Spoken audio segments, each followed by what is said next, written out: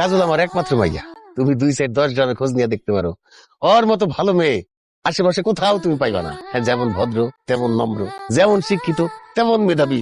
স্কুলে কোন ক্লাসে আমার মাইয়া প্রথম ছাড়া দ্বিতীয় হয় নাই। শুধু কি তাই নাকি? হ্যাঁ, রূপে গুণে কাজে কর্মে আমার মেয়ে কিন্তু একেবারে নাম্বার 1।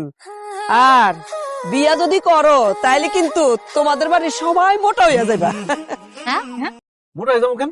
তার হাতের রান্না এত মজা, তোমরা খালি খাইতে বসবা, উঠতে পারবা না। বারবার খাইবা আর বারবার খাইলে তো মোটা হয়ে যায়। এই যে আমাদের অবস্থা দেখো না, আমরা 2জন মোটা হয়ে গেছি না?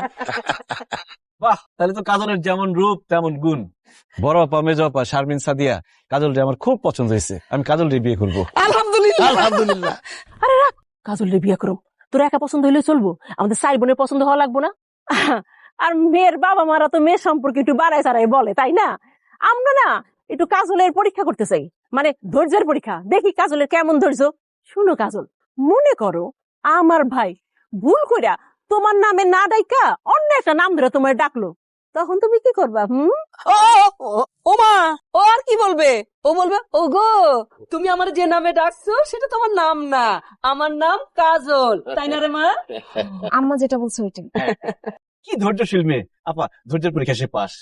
তুই থাম। ধৈর্যের পরীক্ষায় বুঝলাম পাশ করছে, রাগের পরীক্ষা এখনো বাকি আছে। আমি এখন রাগের পরীক্ষা নেব। আচ্ছা কাজল, ধরো বিয়ের পর প্রত্যেকটা দিন রাইতে আমার ভাই জোরে জোরে নাক ডাকে, তুমি দিনের পর দিন মাসের পর মাস ঘুমাইতে পারতেছো না, তখন তুমি কি করবা? বালিশ নিয়ে গায়ে বালিশ নিয়া, বালিশ সিরা তুলা কানে গুইজা রাখবে, তাই না রে মা?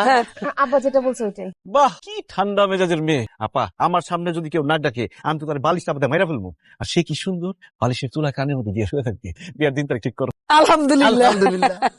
দাঁড়াও ভাইয়া, ভাবির মনে হিংসা আছে কিনা সেটাও তো পরীক্ষা করে দেখতে হইব। আচ্ছা ধরেন বিয়ার পরে আমার ভাই প্রতিদিন যা ইনকাম করে সেই সকল টাকা পয়সা আপনার কাছে জমা না দিয়ে আমাকে 4 বোনের কাছে জমা দিল, তখন আপনি কি করবেন? তোমাকে 4 বোনের কাছে গিয়ে এই যে আমার মেয়ের হাতেও যে টাকা পয়সা থাকবে সব তোমরা 4 বোনের কাছে জমা রাখবে। হ্যাঁ, আরে পৃথিবীতে ননদই তো হইলো সবচেয়ে নিরাপদ ব্যাংক। হ্যাঁ, তাই না রে মা?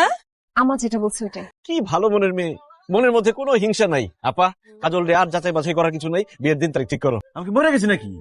আমি বিয়ে করছি, তোমরা এরকম মরা কান্না শুরু করছো কেন? কানবো না তো কি করবো? বিয়া হইলে তো সন্তানই বাপ মারে ভুলা যায়, সেখানে আমরা তো তোর বোন। আজকের পর থেকে তো আমাকে 4 ছোট তুই আর মনে রাখবি না, এই চিন্তা করে দুঃখে কাঁদতাছি। ওরে আপারে, আমি যেমন তোমাদের আদরের ভাই, তোমরাও আমার আদরের বোন। আমি কোনোদিন তোমাদের ভুলবো না। ভাইরে, ভুলবি না, ঠিক আছে? তোর ভালোবাসা তো ভাগ হয়ে গেল। ভালোবাসা ভাগ হয়ে গেল মানে? তুই আমাকে একমাত্র ভাই, আগে তুই আমাকে 4 বোনকে ভালোবাসতি, এখন তোর নতুন বউ আইছে, তুই তো বউরে ভালোবাসবি। ভালোবাসা ভাগ হয়ে গেল না? এমন থেকে আর চকলেট, চানাচুর, আইসক্রিম কিছুই খাইতে পারবো না। কেন? কেন আবার? আপনারা যে ভাই বিয়ে করে নিয়ে এসে, এখন তো ভাই আপনারা এগুলো আইনা খাওয়াইবো, আমগুলি কেন আনবো? আচ্ছা, তোমার ভাই যদি আমার জন্য আনে, আমি তুমি করে দিয়া খামনে। হইতে ভাবি, এখন আর মিথ্যা যন্ত্রণা দিও না। কিন্তু শোনো, তুমি যদি আমাদের ভাইরে আমাদের কাছ থেকে আলাদা করতে চাও, তাহলে করে তোমার উপরে ঠাডা পড়বো, গজব পড়বো, তুমি ধ্বংস হয়ে যাইবা। হ্যাঁ, একদম হুঁশিয়ার, সাবধান বইলা দিলাম। ওরে বাবারে, তোদের কাছ থেকে আমার কেউ আলাদা করতে পারবে না। আমি তোদের ভাই ছিলাম, ভাই আছি, ভাই থাকবো।